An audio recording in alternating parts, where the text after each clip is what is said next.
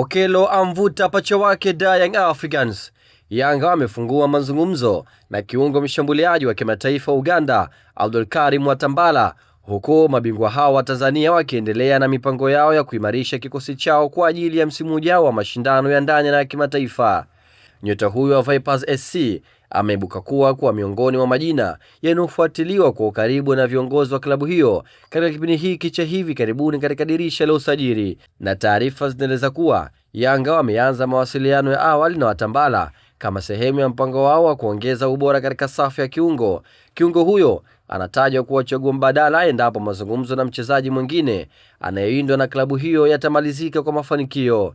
Hali hiyo inaonyesha kuwa viongozi wa Young Africans wameandaa njia mbalimbali za kuhakikisha wanapata mchezaji atakayekidhi mahitaji ya benchi la ufundi msimu huu.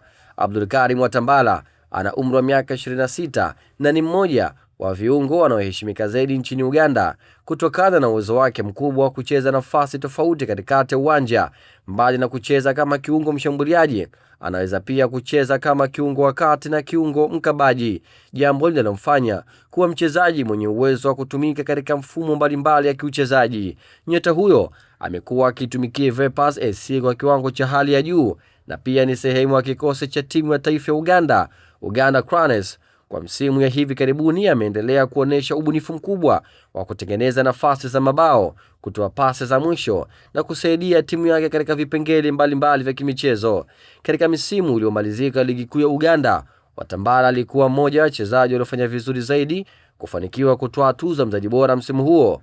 Mafanikio haya yalitokana na mchango wake mkubwa ndani ya Vipers SC, ambapo alisaidia timu kwa ubunifu wake, uwezo wake wa kufunga mabao na kushiriki katika kutengeneza nafasi nyingi za ushambuliaji.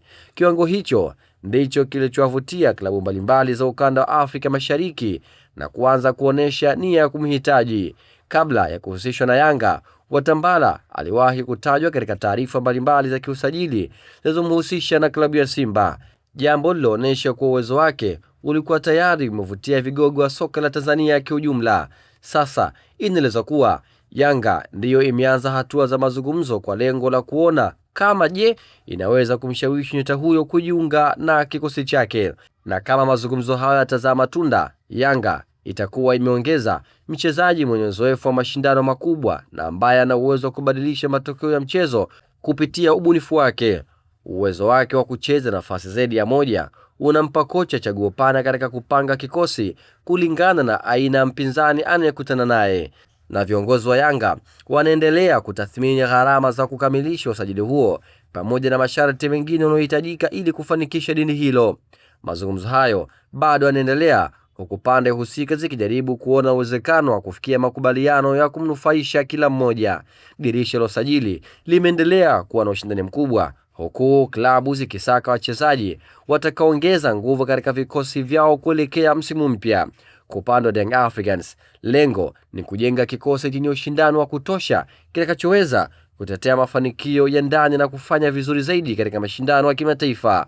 Kwa sasa, Abdulkarim Mwatambala anaendelea kuwa miongoni mwa majina yanayofuatiliwa kwa karibu na Yanga. Ikiwa mazungumzo hayo yatafanikiwa, kiungo huyo wa kimataifa Uganda anaweza kuwa mmoja wa nyongeza muhimu katika kikosi cha mabingwa hao wa Tanzania kuelekea msimu wa 2026-27. Unadhani Abdulkarim Mwatambala atakuwa ni kipande sahihi kitakachosekana katika msimu ujao? Na unadhani atakuwa pia ni chaguo sahihi kwa klabu hiyo? Tuandikie maoni yako kupitia channel yetu YouTube Jecha Media, lakini kikubwa usisahau kusubscribe ili kwanza kupata habari zote moto za kimichezo ndani na nje ya nchi.